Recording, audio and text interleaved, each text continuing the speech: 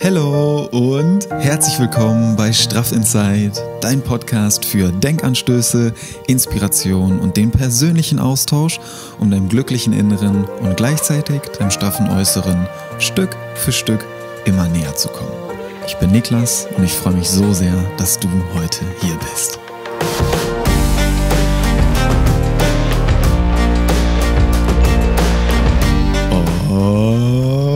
Alright, neue Woche, neue Energie, neue Podcast-Folge.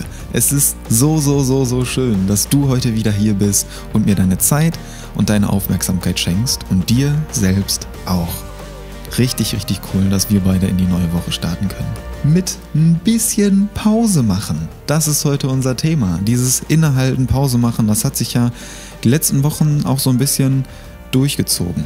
Ja, durch die YouTube-Videos, durch den ein oder anderen Content bei Instagram oder TikTok. Und deswegen möchte ich hier heute gerne nochmal einen kleinen Impuls setzen, der dir vielleicht auch hilft, das noch ein bisschen mehr greifen zu können. Was fällt dir direkt dazu ein, wenn du hörst Pause machen? Spür gerne mal rein, was dir so dazu einfällt. Ich habe mir hier wieder so ein paar Stichpunkte gemacht in meinem schönen Notizbuch zu der heutigen Folge und ich wollte eigentlich anders reinstarten, aber ich starte jetzt gerne damit rein, weil irgendwie kommt mir das gerade kurz. Was mir direkt dazu einfällt, wenn ich an Pause machen denke, dann ist immer so dieser erste Impuls, ich muss mir die Pause irgendwie verdienen. Kommt dir bekannt vor? Mir geht das zumindest immer wieder so, dass ich das Gefühl habe, ich muss immer erst produktiv sein und dann habe ich mir auch eine Pause verdient. Dann kann ich guten Gewissens mich mal irgendwie raus in die Sonne setzen oder dann kann ich guten Gewissens auch mal für 1-2 Stunden im Wald spazieren gehen, wenn ich vorher produktiv gewesen bin, um mir dann diese Zeit nehmen zu dürfen, um mir das dann zu erlauben, mal ganz unproduktiv durch den Wald zu spazieren. Und das ist doch crazy, was da bei uns im Kopf schon sich so eingehämmert hat, oder? Also ich finde das wirklich crazy. Wenn du dir jetzt überlegst, was ist denn eigentlich deine Definition von Produktivität? Ich bin da letztens auch im Coaching noch drauf eingegangen. Ich finde das total spannend, mal zu hinterfragen, was so deine Definition von Produktivsein ist. Was im Gespräch mit einigen von euch da auch rausgekommen ist, dass ihr Produktivsein so definieren würdet, dass es produktiv ist, was Sinnvolles zu tun. So, und jetzt ist die Frage, was ist denn sinnvoll? Was ist denn die Definition oder die Bedeutung von etwas Sinnvolles zu tun? Wenn du dir jetzt so direkt irgendwie denkst, ja, was Sinnvolles zu tun, wenn ich die ganzen Mails abgearbeitet habe, die in meinem Postfach sind. Ja, passend jetzt zum Montag vielleicht, du setzt dich nach einem Wochenende wieder an deinen Schreibtisch und öffnest dein Mailfach und siehst so, 100, 200 unbeantwortete Mails, da gehe ich erstmal durch und dann mache ich mir einen Kaffee. So, erst die Arbeit, dann das Vergnügen, du erinnerst dich. Wir verbinden immer irgendwie was Sinnvolles mit Arbeit. Wir verbinden was Sinnvolles mit was tun, was leisten, mehr machen, was Sinnvolles zu machen, ja, irgendwie was erst abzuarbeiten, einen Artikel zu schreiben, zu lernen, in der Arbeit aktiv zu sein, ein Meeting zu planen, eine Präsentation zu machen, was zu schreiben, was zu bauen, was auch immer. Was Sinnvolles zu tun, was zu leisten. Hinterfrag das doch gerne mal.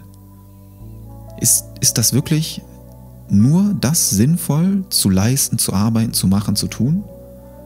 Oder ist nicht das Sinnvollste, was du tun kannst, Zeit in dich zu investieren? Dir Zeit nur für dich zu nehmen? Ist das nicht auch sinnvoll? Ist es nicht auch sinnvoll, Zeit nur für dich zu nehmen? Zeit mit dir alleine zu verbringen? Zum Beispiel bei einem Waldspaziergang. Oder einfach nur zu sein. Ist das nicht auch produktiv? Lass das mal in dir arbeiten, weil es heißt doch auch produktiv sein. Oder? Es heißt nicht produktiv tun, produktiv machen, produktiv leisten. Es heißt einfach produktiv sein. Kleiner Denkanstoß an der Stelle. Vielleicht nimmst du das einfach mal so für dich mit und lässt das mal ein bisschen in dir arbeiten, dass es sinnvoll ist, dir Zeit für dich zu nehmen. Dass es produktiv ist, dir Zeit für dich zu nehmen. Ohne vorher immer irgendwas leisten zu müssen. Ohne vorher immer irgendwie noch was abzuarbeiten. Es ist produktiv, wenn du einfach nur mal Zeit mit dir verbringst, weil das extrem sinnvoll ist. Was heißt denn sinnvoll eigentlich? Sinnvoll heißt doch, wir zerlegen das jetzt ja alles mal. Wir zerlegen das mal in die Einzelteile hier. Sinnvoll ist es doch, wenn du einen Sinn in dem erkennst, was du da gerade tust, oder? Wo du mega viel draus ziehen kannst, wo du Zeit verbringst oder Zeit mit verbringst und dir dann danach denkst, wow, das war richtig sinnvoll. Ich bin noch nie aus dem Wald rausgegangen und habe mir gedacht, das war echt verschwendet. Das war weggeworfene Zeit. War gar nicht sinnvoll, dass ich jetzt hier hingegangen bin. Nein, geht nicht. Das passiert einfach nicht. Ich gehe nicht in den Wald und sage danach, das war verschwendete Zeit. Ich gehe immer in den Wald und denke mir dann danach, boah, das war geil. Das war sowas von wert. Und ich vergesse so oft die Zeit im Wald. Der Punkt ist, das ist für mich was Sinnvolles. Weil mir das im Gegenzug extrem viel gibt, extrem viel Ruhe, extrem viel Energie, die ich dann wieder nutzen kann, um jetzt hier zum Beispiel diesen Podcast aufzunehmen. Konkretes Beispiel jetzt bei dem Podcast. Wenn ich jetzt mich hier einfach hinsetzen würde und ich hätte gar keinen Bock da drauf, ich wäre irgendwie energetisch komplett unten und wäre gar nicht aufgeladen mit guter Energie, mit dieser Ruhe, dann könnte ich das überhaupt nicht so rüberbringen, dann würdest du das direkt spüren. Genauso wie mit dem Video aufnehmen. Du spürst einfach, ob die Leute Bock haben auf das, was sie da tun, oder ob die schon genervt sind, wenn die überhaupt dahin kommen. Das kannst du wahrnehmen. Und deswegen ist es super sinnvoll und wichtig, dass du etwas für dich tust, wo du den Sinn hinter siehst und wo du dich gut fühlst. Und dir immer wieder diese Zeit für dich zu nehmen. Das ist total wichtig, das ist sinnvoll und das ist deswegen auch produktiv.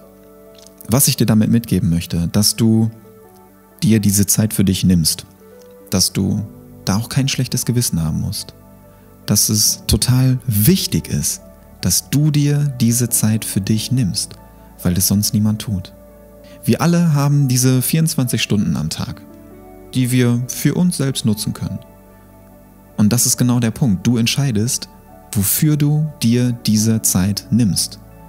Wie du dir diese Zeit einteilst, das liegt bei dir. Und deswegen möchte ich dich hier dazu einladen, mal zu hinterfragen, deine Definition von Produktivität dir vielleicht mal aufzuschreiben. Oder mal zu überlegen, was sind sinnvolle Aktivitäten für dich? Was bedeutet es, für dich sinnvoll Zeit zu investieren?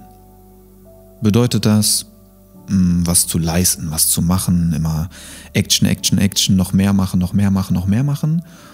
Und kann das vielleicht auch bedeuten, mal nichts zu tun?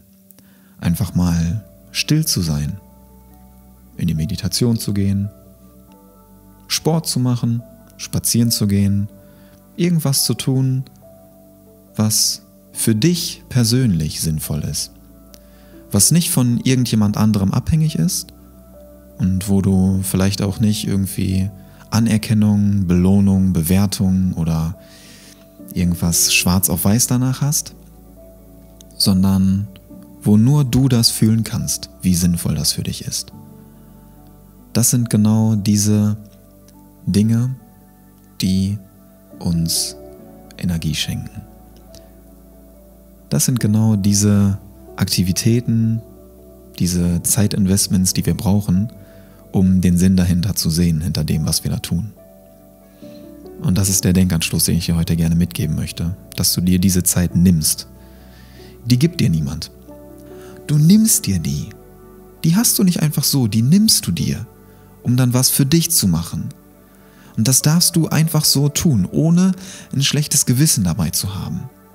Niklas, so die Videos, das hört sich alles gut an, das sind auch so schöne Impulse, das hört sich in der Theorie alles leicht an, doch in der Praxis denke ich mir dann immer, wenn ich mir jetzt nur Zeit für mich nehme und was alleine mache, ich habe ja sonst irgendwie nie Zeit, wenn ich dann nur Zeit mit mir verbringe, dann falle ich ja den anderen irgendwie in den Rücken.